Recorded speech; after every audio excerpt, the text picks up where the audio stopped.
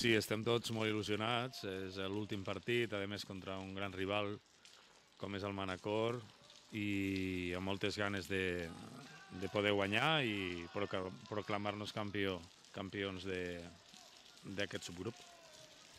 Bé, el Manacor també té una situació molt difícil perquè ens té que guanyar. Se la juguen amb una carta i això també vol dir que serà un rival inclús molt més perillós del que és, no? Encara així, nosaltres tenim un objectiu que aconseguir i crec que és suficient motivació per no donar opció al rival per poder guanyar el partit. Bé, ha estat una parada conjunta per tots els equips i això afecti positivament o negativament, afectarà a tothom per igual. Sí, ens fa molta il·lusió que pugui venir gent, que vingui gent a recolzar el CD.